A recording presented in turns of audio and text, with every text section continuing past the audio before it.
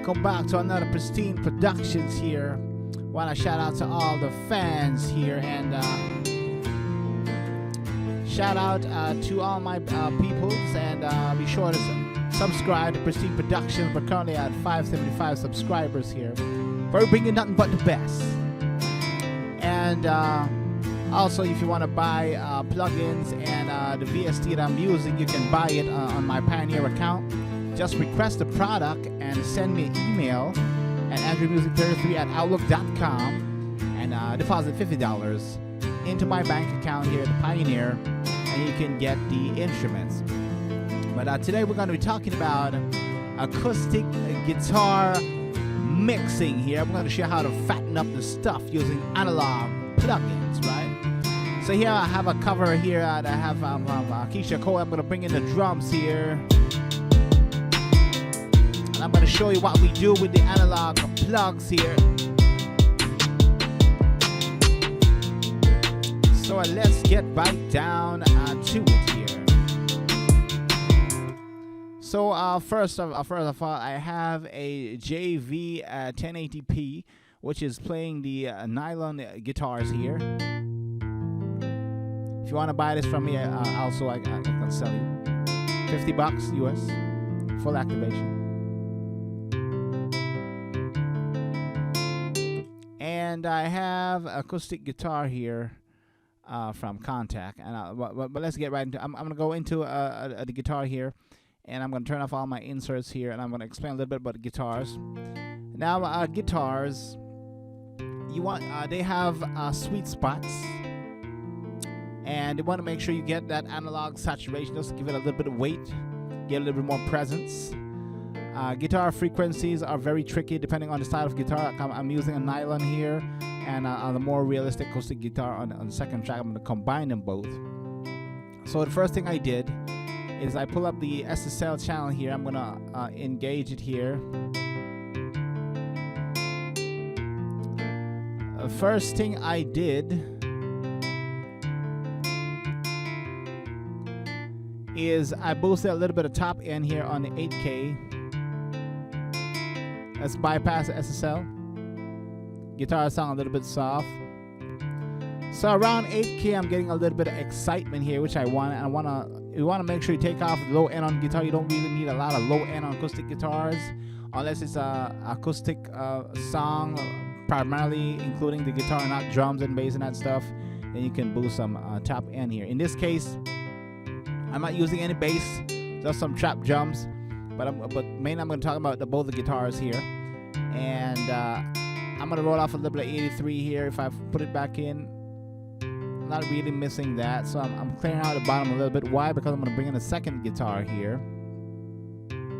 So we know the 8K at the bell curve at about 6 dB is giving a little bit of excitement here. Also, I'm boosting a little bit of 444 here. I'm going to turn it down. Boost it up.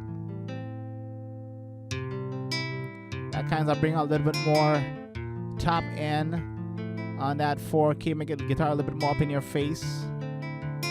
Also, I'm boosting a little bit of 2.14 there. This is so it don't sound soft like that. And I'm boosting a little bit of low end here, about 96, about 7 dB. You might say, Ray, why are you boosting when you're cutting? Well, around 96, I want to balance off a little bit of weight on the guitar, but I'm still cutting some low end, so I make the guitar a little bit more weighty without sounding too, taking up the frequency spectrum. And also the compressor on the SSL comes in nice and beautiful. It sounds like the guitarist has just put on a guitar pick, and he's playing with more harmonics and dynamics here. So compressor off on the SSL, compressor on. That's what I did. Now I also pulled up the second SSL here, which I'm boosting a little bit more of 9K and a little bit more of 346 to give it a little bit more mid body here. I'm going to turn on the EQ. Let's hear what it sounds like. Hear that guitar stepping forward a little bit more. Off. Because that way I wanted an intimate guitar. So around that 346 frequency, you want to play with that. And I'm coming down to the Pro Q, which introduced, I got some resonance here, so I'm using the Pro Q to knock that out a little bit. And I want a little bit more saturation, analog style, so I'll put in a little bit of NLS. Hear that? Off, on, and a little bit of reverb. See if I can wake up my reverb here.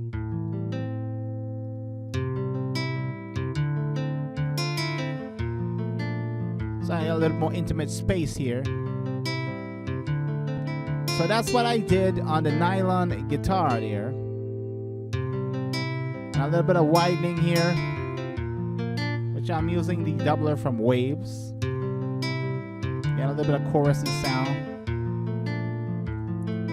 Now on the second guitar here, let's go on the acoustic one now, and I'm going to show what all I use is use one SSL channel here. I'm going to bypass. I'm going to play the second acoustic guitar here. This is a more a steel guitar.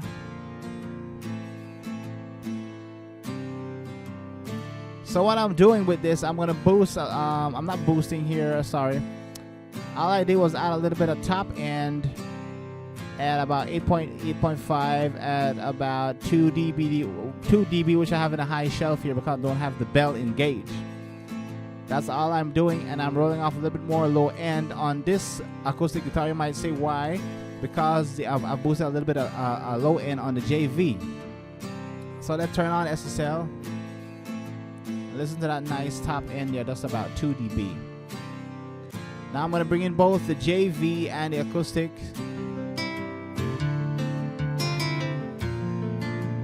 And if I want a little bit more space, I can send it to my doubler.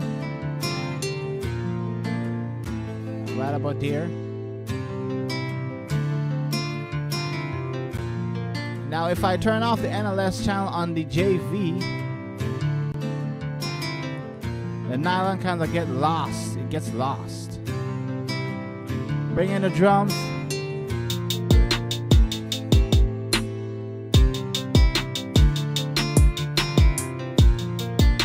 So that's what I did, folks. By the way, I'm running a little bit of Pew Tech here on the drum, giving a little bit of beef. Keisha Cole style. So what we learned today is that when it comes to guitars, guys, you want to make sure you check out what's going on with the top end. A little bit of mid-range boost here. Try the 2K area, the 4K. If you want that guitar to be a little more present here, try a little bit of 97 on the low end. Don't be afraid to boost. I'm going about 7 dB. Don't be afraid to try a little 9K. Whatever makes that guitar works, you boost it, but don't over boost it. For the steel string guitars, you can try a little bit of 8K as well on a high shelf, and you can knock off up to at least about 120 on the low end. If you don't primarily using the acoustic, this will be getting more of the strum power than more of the low end, since I have multiple guitars here. So that's a little bit of trick how you get the acoustic guitars to sound great together in one harmony, right? So I'm gonna leave that, guys. Remember to support my page, Pristine Production. We'll give you nothing but the best. Send me comments if you want to buy stuff from me. You can hit me up on my Pioneer account. So I'm gonna catch you guys on the next one.